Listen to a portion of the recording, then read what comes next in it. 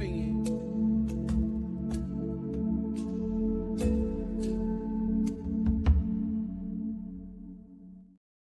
barriers. Truth without a muzzle. Boy, that is really messed up, isn't it? Sorry. I'm going to talk about Charlie Kirk's neck, and then I'm going to talk about the what's going on with the UN, and also I want to talk about the lies that are being spread on TV already about how it's not available on X. Thanks, Sammer, but I'm hooked up to X. It's right here in front of me. It says X is connected. So that's things I've got to look into with my webmaster. The building I'm in is going to have some very serious changes made today with the streaming services, and my program on X and YouTube may go down before the hour's over with, simply because they're going to turn off the internet while they do some updating. But the K-Talk will continue, and as faithful as we are with K-Talk, I'll continue with the show. I mean, that's enough distractive introductions here. I want to talk about this two very strange things that's just happened in the last 24 hours. The report that came out on Charlie Kirk's neck as to why there was no exit wound, if you want. Again, I'm not, I laugh only because of the shockingly level of stupidity that's being displayed by this surgeon, who says that Charlie's neck was, he was a man of steel, and the bone density in his neck was so great that it stopped the bullet. Now, I am a specialist in the neck. I do not hold that back. I don't pull any punches. That is my playground and has been for over 3 decades. And the work I do is done exclusively through X-ray analysis. So I have seen somewhere between 22 and 23,000 patients since I got to Salt Lake in March of '95. And the number of X-rays, well, there would be between 22 and 23,000 pre-X-rays, but several posts and reprise and additional films that have been taken over the years. So probably will approach, at least 75 to 100,000 X-rays. And once you do that long enough, and you see how small the bony part of the neck is compared to the muscles and the vascular structures and the ligaments and the fat and the sinuses and the trachea, and to think for 1 minute a large animal caliber that you use on moose and elk and grizzly bear and Alaskan brown bear, you don't really use a 30-06 on a deer. If you do, maybe it's because you are a very, very good shot and you know exactly where to put that bullet. Because if that bullet hits the front shoulder, the whole front of the animal's destroyed. If you hit the rear end of the animal's destroyed with a bullet like that. So what kind of density does the neck have? You have 7 bones in the neck, C1 to C7. These bones average about 1 ounce of weight. Between them, they have a little water bag we call a disc. The disc grows into the bone above, it grows into the bone below, and so like the C2 disc that joins C1 and C2, its weight is negligible, and it's a bag of water. How much can a bullet be stopped by a bag of water? 70% of the neck is water anyway, just as the rest of the body is about 70% water. So for that bullet to have hit the neck and not come out, because that's what I kept waiting. What about the people standing behind him? Why was nobody? It could have hit another 2 or 3 people. If in fact it was a bullet from the alleged rifle, allegedly found in the woods, that was allegedly used to kill Kirk, with an allegedly reported caliber of 30-06, or just a 30 caliber. There's different kinds of 30 calibers. And so the absolute miracle of Kirk's bone density is what stopped that bone from hitting anything, or bullet from hitting anything else. This is utterly ridiculous. Not only is it a ballistic impossibility, it's just more of what the media is trying to plant into the minds of the willing to believe anything scenario, just to believe that poor Tyler Robinson is the alleged shooter, and as soon as he can commit suicide, this will be over with and pushed away just like Oswald. And another patsy will bite the dust. Now, the only other possibility, of course, is the growing evidence of having been shot from the right side by a hand-mounted weapon that could be what they call a palm pistol, kind of a square-looking thing, actually. 17 caliber, 22 caliber, at most 25 caliber. People were saying, well, that couldn't have been the guy because when it looked like somebody was shooting at him, there wasn't any recoil. There's not going to be much of a recoil with a 17 caliber or 22 caliber. They're perfectly capable of piercing the neck, severing the blood vessels, and killing, or even hitting the spinal cord and killing the alleged victim. So, but certainly not 30-06 that would have an incredible amount of recoil. So what's really going on here? Well, it's a cover-up. Obviously, it's a cover-up trying to explain away the fact that this was, in fact, an execution. But the surgeon comes out and says, oh, Charlie, you know, he's like a man of steel. It's only 31, very tough. And so this high-powered, high-velocity round that goes through everything, mind you. In fact, the surgeon said that. I'm going to quote him. I've seen wounds from this caliber many times, and they always go through everything. This would have taken down a moose or two or an elk, but it didn't go through. Charlie's body stopped it. Then the surgeon supposedly explained, quote, the bone was so healthy and the density was so impressive that he's like a man of steel. It should have just gone through and through. It likely would have killed those standing behind him as well. The coroner allegedly found the round just beneath Kirk's skin. Remember how the magic bullet was just laying there on Kennedy's gurney 50 years ago, or 60 years, whenever it was. 60 years ago. Just the magic bullet. Here we have another magic bullet. If that doesn't convince you that the official story is absolute BS, and that all the efforts of the Utah County Police, the Orem Police, the FBI, the governor of the state of Utah, everybody that's involved with making sure that Tyler Robinson gets a fair trial is all a part of the lie. It's all a part of the scam. And hopefully there will be some more looking into this as the evidence out there on the internet just gains more and more attention all the time. Now, there is a comparison between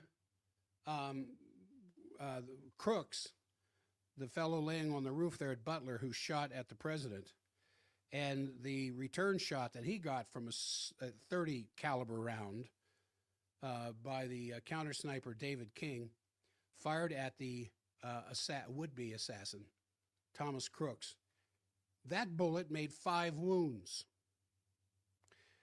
The one that went into his head came out, split into 2, went into his shoulders, came out, went into his thighs. 5 bullet holes with 1 bullet from a 30 caliber. Now, mind you, it was a 300 Win Mag. That's a little more powerful than an .6. But an .6 is powerful enough that had that round, alleged round from the alleged rifle, from the alleged shooter, actually hit the bony structures of Kirk's neck, it would have ripped his head off at 150 yards.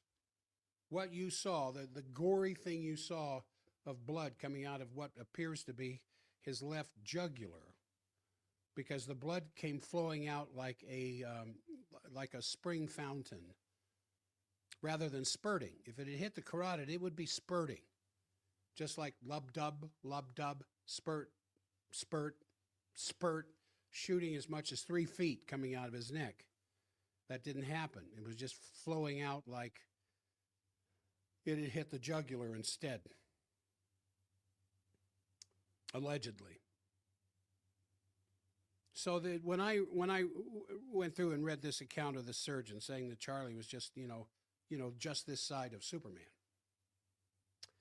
and it's his tremendous health and his size, when he's well over 6 feet, and just thick as a bull, and his neck stopped the bullet. I remember I read that. I read it very early this morning, and I just sat there. I was just stunned as to how stupid do they think we are to try to push over a story on like that. And anybody who has gone deer hunting with a .06 knows they're using too much gun. Now, an elk that can weigh 6, 7, 8 times the weight of a deer, yeah, you want a .06. Moose, yeah, you want a .06 or bigger. But any 30 caliber, 308, 300 Win Mag, or a .06, very, very common big game rifles. I haven't hunted big game, or I haven't hunted game in decades. And I gave the example that the last rifle I had that I used for hunting deer, as opposed to something else, was a 300 Win Mag. And I hit a 4-point buck with the 300 Win Mag. And when I saw what that bullet did to that animal and how much of it was not recoverable for meat for my family, that was the last time I went hunting. Not that cured me of the hunt bug. I just lost interest. Now, I've gone out on hunts with friends, going out with my digital camera with a beautiful telephoto lens and shoot deer photographically. But I have not gone out hunt to kill in more than half my life ago. And I have no problem with people who do that. But I've had enough experience with it that I know that a 30-06 hitting somebody in the neck is going to go right on through as though it didn't hit anything. And so when I see this kind of stuff, it just further confirms the fact that he was shot from the right, which is why his body flopped over to the left. And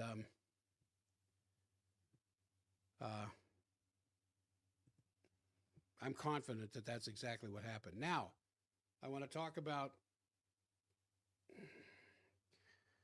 Trump just went out on a limb for all the mothers who swear their child's health declined after taking vaccines. And what he said yesterday with Bobby Kennedy Jr. about Tylenol actually restored my faith that there might be something good that Trump can yet do. So HHS, under Trump and RFK Jr.'s authority, announced Monday that Tylenol use during pregnancy is associated with a very increased risk of autism. Now, I watched Fox News this morning, local news, Fox 13, carrying the national broadcast. And they were acting like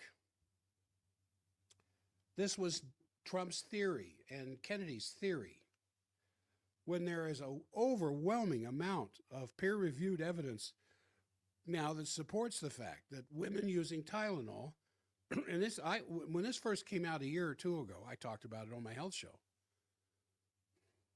Women using Tylenol during pregnancy have something like a 23 to 25 greater risk of producing a child with autism than those who don't do that.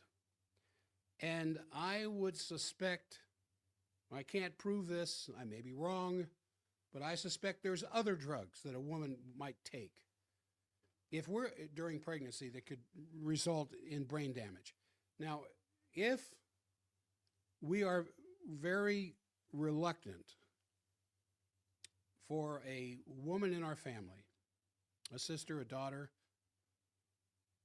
who's pregnant, to be using alcohol, to be using tobacco, to be careful of what they eat. Why would we be any less concerned about the medications that they take?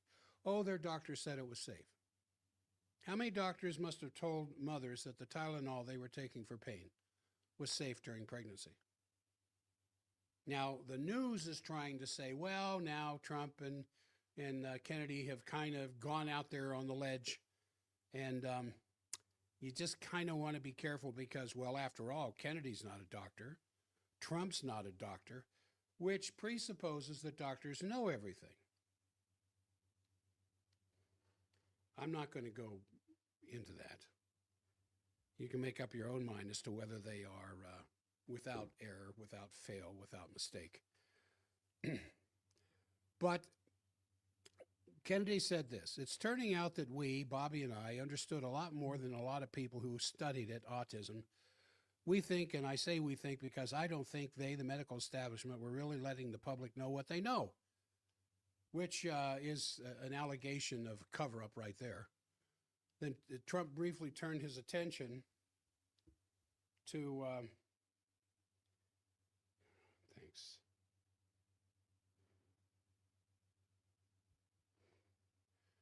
Well, I don't know what to do about that, Sammer. I'll have to look into it with my webmaster. But Trump turned his attention to vaccines before saying a few words about the Tylenol findings. And it's interesting that when statements come out from the FDA, whoever's addressing them, Surgeon General, Director of the FDA, whatever, here you have the President and the Secretary of HHS together in a press conference. And President Trump used the word vaccines and autism in the same sentence. And he brought up the shocking health pattern among the Amish. And he didn't just mention it once, he brought up the Amish twice. He said this: I think I can say there are certain groups of people, the Amish, that don't take vaccines, don't take any pills, and they have no autism. They have no autism. He repeated himself. And so when it came to Tylenol, he just bluntly declared taking it's not good because of the very increased risk of autism. He said, for this reason, they are strongly recommending that women limit Tylenol during pregnancy unless medically necessary. Well, it doesn't matter whether it's medically unnecessary or medically necessary, the risk is still there. Now, I could come up with some reasons it might be medically necessary during pregnancy to take Tylenol. But you have the one woman here who is having a certain kind of pain syndrome for whatever reason, or some underlying morbidity that needs addressed by something such as Tylenol for a certain period of time to make living worth living, and also pregnant. And then you got the person over here with similar situation taking the Tylenol for a similar reason that's not pregnant. It doesn't matter what the reason is. The Tylenol going into the bloodstream of the pregnant woman runs the same risk as if she were taking some other kind of drug or heavy alcohol or a heavy smoker or whatever else, because those things cross the blood-brain barrier. But the warning didn't stop there. He said, Trump says you shouldn't even give Tylenol to a child. Now, this is what, of course, the conspiracy theorists like me have been saying for decades. But now, coming from HHS, from the president, you know, it's official dogma. But then Trump saved his best words for the last in his 3-minute rebuke of the existing childhood schedule. And he said this: they pump so much stuff into those beautiful little babies. It's a disgrace. Now, when I first saw the replay of that on the news, I thought it was a satire. I thought somebody was making fun of him. You know, like those videos, shorts that they have out there of him and of other people, he and other people, that words are put into their mouth and the AI makes it look like they're saying this or that or dancing or little babies talking, whatever else. I thought that's what it was at first. But then I realized he was serious. He said they pump so much stuff into those beautiful little babies, it's a disgrace. He said the idea of injecting babies with 76 jabs over a short period of time.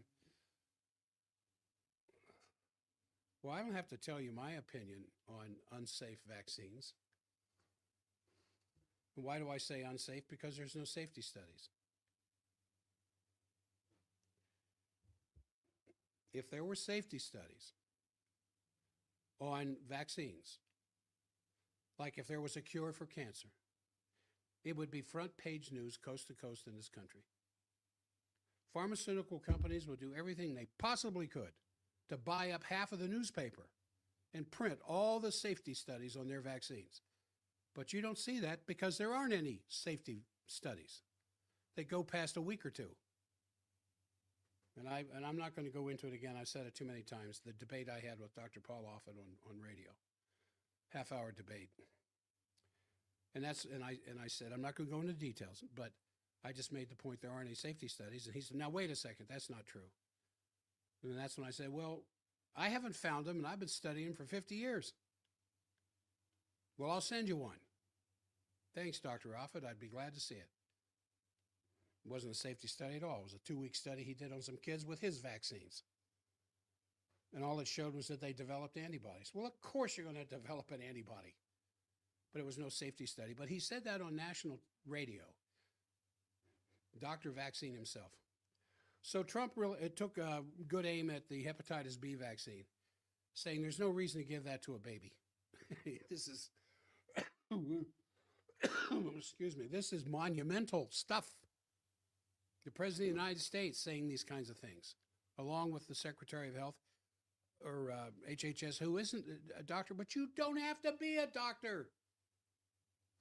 If anything, being a doctor is going to cloud your mind with so much bias, you're not going to read these randomized, peer-reviewed studies of the dangers of these drugs, not the safety of these drugs. And that's what a vaccine is, of course, is a drug. They don't call it that, but that's what it is. Well, I don't think anything is going to be the same after this. This is exactly what the president said. I'll say that they will maybe say a little bit later date, but I think when you go for the shot, you do it over a 5-time period. Take it over 5 times or 4 times, but you take it in smaller doses and you spread it over a period of years, and they pump so much of that in those little babies, it's a disgrace. I think it's very bad. They're pumping, it looks like they're pumping it into a horse. You have a little child, a little fragile child, and you get vaccines of 80 different vaccines. I guess 80 different blends, and they pump it in. So ideally, a woman won't take Tylenol on the vaccines. It would be good instead of one visit where they plump up the baby, load it up with all this stuff, in a period of over 4 or 5 times. Yes, I know he's not the most erudite, but he's getting the point across. I've been so into this issue for so many years just because I couldn't understand how a thing like this could happen. And it's autism is artificially induced. It's not something like that when you go from all those healthy babies to a point where I don't even know structurally if a country can afford this. And that's the least of these problems. To have families destroyed over this is just so terrible. I also, and we've already done this, we want no mercury in the vaccine. We want no aluminum in the vaccine. The MMR, I think, should be taken separately. This is what I feel. The mumps, measles, rubella, the 3 should be taken separately, and it seems to be that when you mix them, there could be a problem. So there's no downside in taking them separately. In fact, I think that's better. So let it be separate. Well, he just countermanded himself. The chicken pox is already separate because when they got that mixed in other things, it was really bad. And there's more to it. But that's enough. It's just, like I was telling a friend of mine on texting, it almost restores my faith in President Trump, that he could be doing something like this at the same time he allows the genocide of babies in Palestine to continue. All right, that is enough of that. So, another thing that I just about fell off the couch this morning. taking my supplements. My supplements happen to be my breakfast, and then I wash them down with my raw milk before I do the radio show. And with the war hysteria continuing to heat up, yesterday anyway, and the corporate news media playing its part, poor old Brian on Fox and Friends, and his absolute hate for the Russian Empire, which doesn't exist. It's a Russian Federation, and Putin. The corporate news media said this. President Donald Trump on Thursday said the U.S. could end up in World War III over Russia's war in Ukraine and conceded that Russian President Vladimir Putin had let him down over his refusal to end the military campaign, as if Putin were supposed excuse me, we're supposed to follow the dictates of the U.S. NATO narrative. So Fox follows with an outright lie, and I heard it this morning. Fox said this. One day later, Russia sent 3 fighter jets over Estonia's capital city of Tallinn in a direct and clear violation of its airspace, prompting another NATO member to spark Article 4 for the second time in as many weeks. The Russian MiG-31s were not sent over Tallinn. Even the map published by the Estonian Defense Ministry at the time this was supposed to have happened shows no Russian maps or planes coming within 30 kilometers of Tallinn, though it includes no radar data verifying the flight path that they actually flew. So the Associated Press cites a senior Estonian military official alleging that the pilots of the Russian MiG-31s ignored signals from the Italian F-35 pilots who were sent up to investigate the supposed presence in Estonian airspace. And it said it still needs to be confirmed whether the border violation was deliberate or not, according to Colonel Kivelselg, the commander of Estonia's Military Intelligence Center. The Russian jets must have known that they are in Estonian airspace, so the Russian pilots, he said, did not pose a military threat. Well, that's not what Fox News was saying this morning. But although they acknowledged communication from the Italian pilots flying F-35s, they apparently ignored it, didn't follow the signs, which is partly why they were in Estonian airspace for so long. Why they didn't do it is a question for the Russian pilots. Without the hysteria over the Estonian and Polish incidents, the flight of the Russian IL-20 intelligence aircraft over the Baltic Sea yesterday might have been unnoticed by corporate media. 2 of the Swedish Gripen jets and 2 German Eurofighter jets deployed in the international airspace to monitor and photograph the Russian aircraft, but they were flying a flight path that was published to all these different countries in an international airspace over the Baltic Sea. So European politicians now, of course, all up in their shorts, want NATO to start shooting down Russian jets alleged to be violating NATO airspace. So Russia will realize very quickly that they've made a mistake and stick to the acceptable boundaries, said Pavel of the Czech news agency. Another politician joining the madness was Jürgen Hart, the foreign policy spokesman for Chancellor Merz's CDU in the Bundestag. He says, the Kremlin needs a clear stop sign. Only a clear message to Russia that any military border violation will be met with military force, including the shooting down of Russian fighter jets over NATO territory. That will have an effect. These provocations and tests by Russia will only end if we respond clearly to all military border violations. The alternative would be for Russian war logic to continue to escalate. So, of course, the Russians denied that that happened, that they denied that they flew over Estonia, that they denied that they sent in these drones. They deny all of this stuff. Russia is testing NATO again. Dozens of drones in Poland last week, drones in Lithuania, Drones in Latvia, Estonia, now fighter jets in Estonian skies. These are deliberate provocations, as reported by Fox News.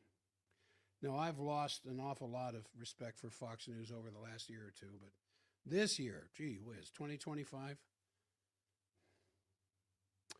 these are deliberate tests. Tests of our readiness, our resolve, and the limits of our deterrence. For Estonia, for Poland, for Lithuania, for all of NATO's eastern flank, there's a direct threat to citizen safety. Our biggest risk currently is miscalculation by Russia. Does Russia believe that NATO will not allow violations of its territory? Does Russia believe that Europe is going to strike back together with the United States? That's now the last line of defense between if and when war with Russia happens. Man, they really want it. They really want this to take place.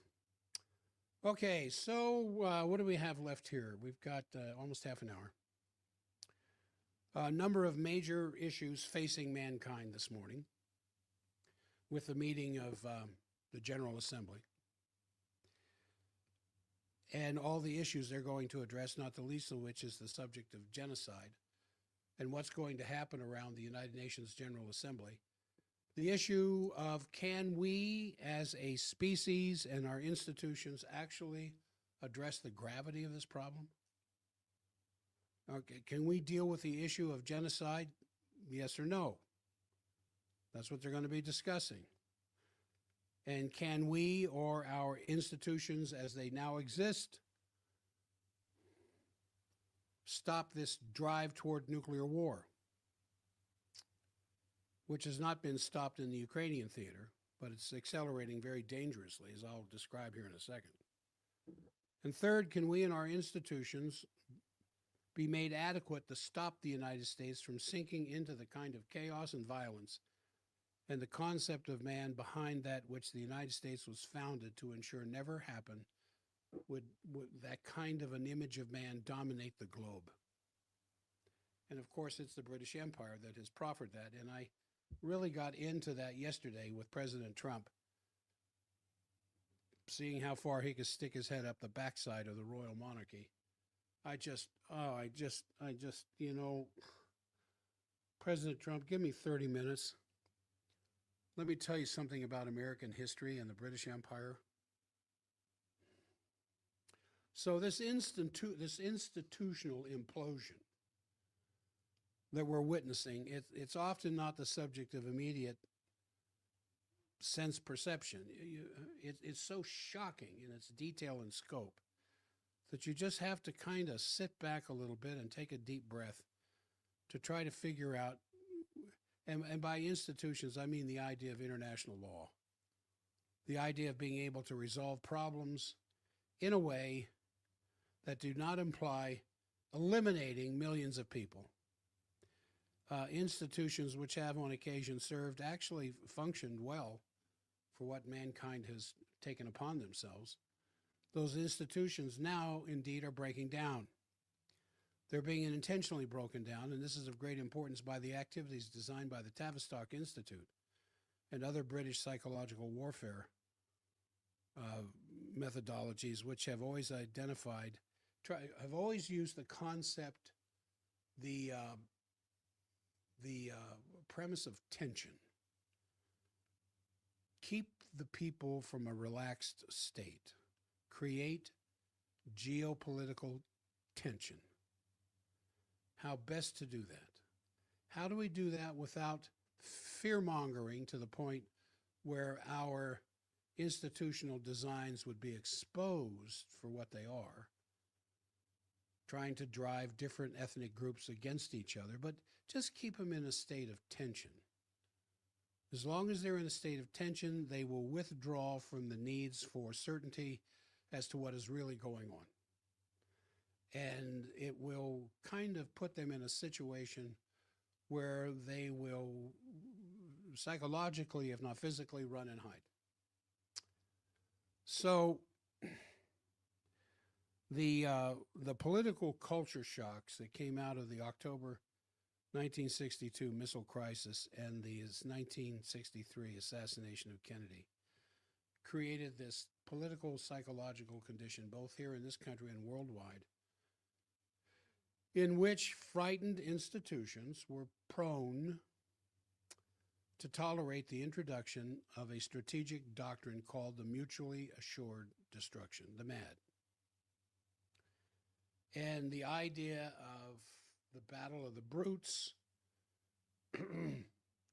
might make right if you win, but if your might is equal to their might, then you might not use your might. Now, I think you can see in that description of exactly the kind of circumstance which we're being subjected to today, not only in the United States, but internationally. This idea of inducing horror, fear, terror, above all, the underlying idea that you can't do anything about it. You can't stop it. It's coming upon you. The best you can do at this point is just try to prepare yourself, which leads to conditions of malleability, mental malleability into producing a fear class that will give up the last semblance of their freedoms to get the safety that they're looking for. And under these conditions of attempted mass brainwashing, Tavistock style, it's really important to recall that even a small chink in the armor, even a very, very small break in the so-called narrative, and that this overwhelming sense that nothing can be done will absolutely collapse. That's why I bring up at the beginning of the program today these two stories regarding the miracle bullet that didn't exit Charlie's neck and the president standing toe-to-toe with his Health and Human Services Secretary, telling the truth about Tylenol. When that happens, the institution has a tendency to collapse to its knees. Now, you are going to see character assassination like you have never seen it before.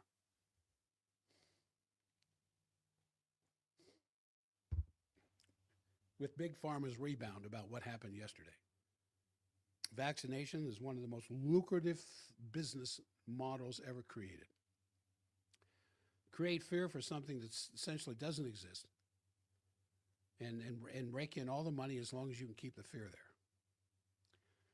Now, the fact that these horrendous things are happening in full view, not in secret or hiding. I mean, this execution of Charlie, Kirk was right there in front of everybody, is designed to induce the kind of terrified, malleable state of mind, the genocide in full view, a microcosm of the Palestinian genocide where they are being shot in the neck and in the head.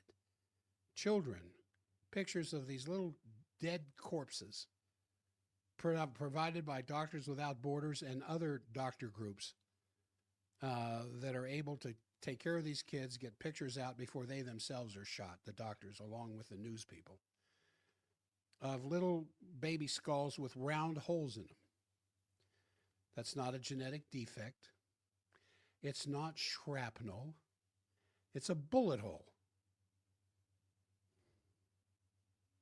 And so when you have all of that and this almost panoramic display of the execution of Charlie Kirk in full view, that by introducing, these onto the critical scene of this strategic situation that we're facing. First, what can go under the heading of Gaza, or the genocide that has to be stopped. And this week must be a crucial week in that sense, with the meeting of the General Assembly, who will be taking a vote to take control away from the Supreme Council, the Security Council, the security group, of which the U.S. has ultimate veto power, which is why nothing ever gets done, because anything that would be done for the freedom of these people is stopped by the U.S. constantly. And good old Mikey's speech to the UN yesterday, Waltz, the new UN ambassador from the United States, right down the party line. And so this is a really crucial week in the sense of the United Nations General Assembly under the heading of the French-Saudi initiative to end the genocide that will be discussed tomorrow. I mean, tomorrow today the major speeches begin. Brazil will be giving, I think the first speech may already be over with by now. As in traditional, it's widely expected that Lula himself will address the assembly, and that very forcefully he will be talking about the issue of genocide. And if not officially on behalf of BRICS, he is the current president of BRICS. It was Putin, now it's Lula, and the voice of the global South. In the face of what is going on there, we have this wave of recognition of Palestine as a state. How many? Is it over 150 nations now that now recognize the state of Palestine? And most lately by Portugal, even by the United Kingdom, Canada, Australia. I mean, that's all good. We know their intention is not what it should be. But there is well now over 150 nations that have recognized Palestine, of course, welcomed by Hamas and the PLA. And it is this is reality on the agenda. And in the face of this, and I think it's very important in terms of realizing that the collapsing British Empire has absolutely no intention of changing its policy on this or any other matter, other than being replaced by another worse policy. But you have the statements of Netanyahu, which, you know, this guy is pretty insistent in his presentation of a whole litany of very chilling statements. But this could take the cake up until now, where he responded to the near universal recognition, other than the United States and Israel, of course, of Palestine, saying it will not happen. He just said this again: a Palestinian state will not be established west of the Jordan River. And then he said this: the response to the recent attempt to force a terrorist state upon us in the heart of our land will be given after my return from the United States. Wait, he said. And of course, he's expected to meet with President Trump before he comes back. Unfortunately, the policy from the Trump administration to date has been one that bolsters this kind of chutzpah on the part of Netanyahu in the face of what's going on. Even the German foreign minister, Vadapol, 2 days ago stated that the destruction and the razing of Gaza to the ground, meaning Gaza City, he says is completely wrong approach. Oh, yeah? Of course, no attack on the genocide. Vadapol kind of left that out of his presentation. Just leveling the buildings of the city wasn't the right way to handle this situation. Not a word of the genocide. So, and of course, no recognition of Palestine either. At least, you know, I mean, you look at where this is really headed. You look at, excuse me, you have the Israeli attack on Doha with a clear approval, or at least de facto tolerance by us, the U.S., the United States. There's no getting away from that. We were a part of that. Because Israel would never have attempted something like that without okay from Washington. Now, that would lead you to think that Washington controls Israel, when in fact, I think the reverse is true. I think the Israeli government, the Israeli lobby, AIPAC, the whole bunch of them have so much blackmail information on our government and all the members of our government, except maybe for Thomas Massie, that they do not take the same position that he does against Israel. But there's no getting away from the fact that Israel can act with impunity because we're standing right there behind them, which eventually I think before Thanksgiving, I was going to say Halloween, because it would be fitting for the next attack on Iran to happen on Halloween Day. But I'm going to put it out another month. The next attack on Iran, because they know they didn't get, they know they did. With the words of obliteration that Lindsey Graham used, Marco Rubio used, President Trump used regarding the attacks there at Fordow and is whatever. Sorry, slipping my mind at the moment. They're going to go back, and I think probably by Thanksgiving. And so that's where we're heading. And knowing that Israel, as I said, can act with impunity with all the violations of international crimes they're already guilty of, because we're going to stand there right behind them. And so the response of the countries, like this recent Arab League meeting, has been this really tectonic shift. I talked about this yesterday, of Pakistan and Saudi Arabia making public what has been in the works for a while and under discussion for quite some time, which is the establishment of a mutual defense pact pretty explicitly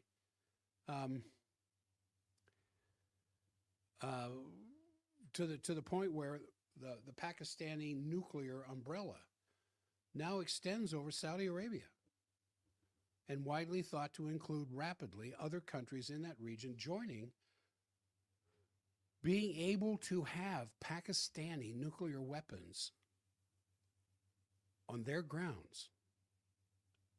Now, when you start looking at what the nations on this, who are the nations on this planet with nuclear power, you know them. I don't have to go through them. But what happens when you have a certain group that at one time were under the Nuclear Proliferation Treaty, which of course Israel refused to join? Then they'd have to admit they had nukes.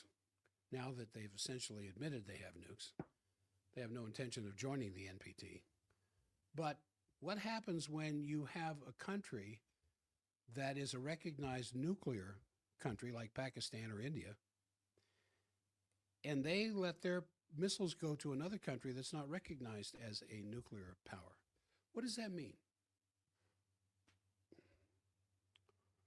Well, just think about that for a second. What does it mean that Pakistan and Saudi Arabia have created this agreement between them so that Pakistan's nuclear umbrella extends into Saudi Arabia, and just like dominoes, the others are going to join it? This is what happens when there is no world system which provides for the actual security of every nation, where nations are faced with obliteration, extinction, as is happening in Gaza and the Palestinian people, and they feel understandably that they have no choice but to join in with the doctrine of mutually assured destruction as their only defense. So let's make sure we have everything we can do to destroy them, because we know their intent is to destroy us. So if they launch, we launch. The law of the jungle is what that's called. And mutually assured destruction is premised on the concept, if you can call it a concept, that men and women can only survive if they terrorize their opponent enough into not destroying them. That's the law of the jungle. And we are in such a circumstance today, with only one way out, which is to entirely change the global strategic and security architecture, which is why country after country now is flocking to BRICS. And the Brazilians, you know, a number of weeks back, I briefly mentioned this one morning, and nothing since because I haven't been able to verify it, but their energy and mines minister raised the possibility of Brazil itself going back to developing a nuclear weapon. How many nuclear-equipped countries exist in the Western Hemisphere? Well, they tried it in Cuba in 1962. Canada doesn't have nukes. And of course, they say they don't need them because they have ours, because we have, I don't know for sure, but I think we probably have some silos in Canada up near the Arctic border. I might be wrong about that. I've seen some supposition on that. I can't prove it. I might be entirely wrong, but I wouldn't be surprised. But we got them throughout the Dakotas. We got them throughout Montana. Just a short little 30-minute trip over Canada, over the Arctic and into Russia. the law of the jungle. So the Brazilians are saying, well, we gave up by treaty the development of nukes a while ago, but we're thinking maybe of getting back into that game.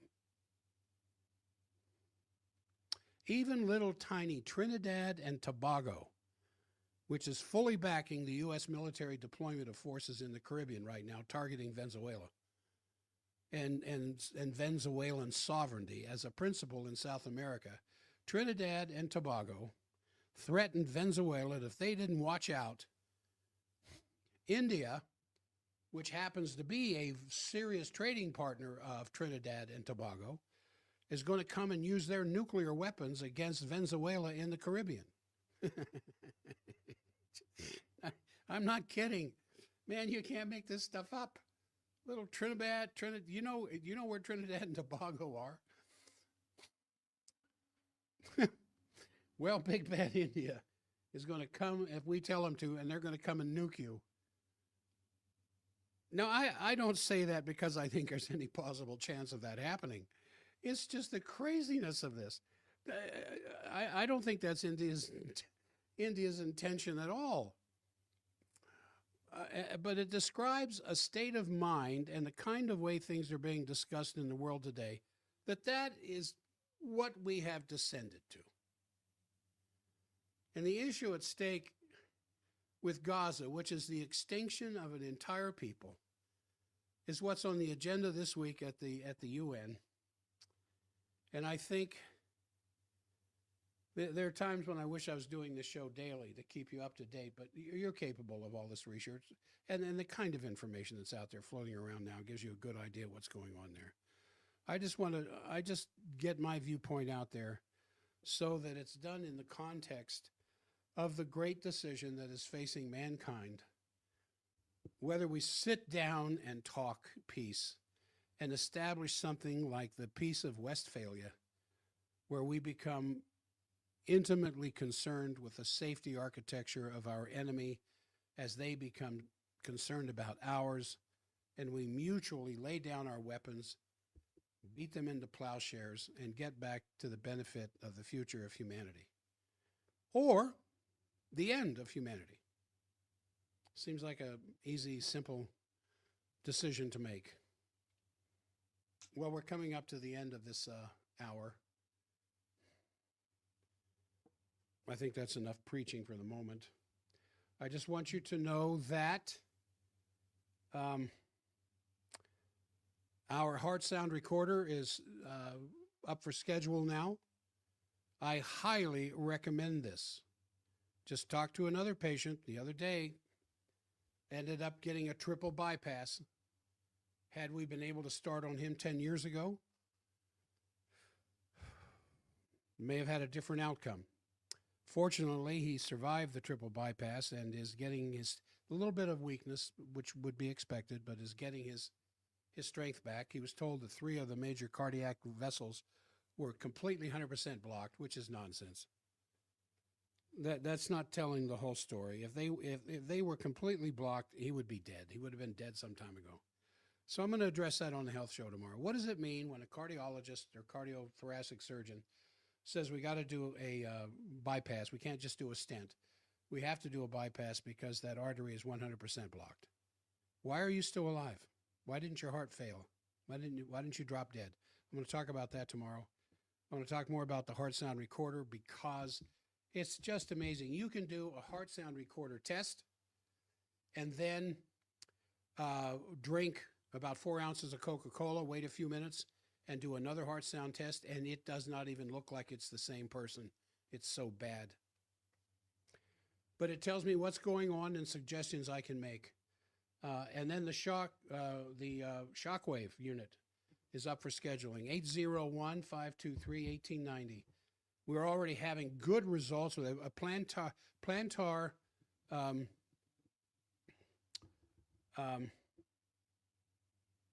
fasciitis. Great response yesterday to a session with the shockwave recorder or shockwave instrument. 801-523-1890. That's going to be it. I will see you all tomorrow. Keep your wits about you.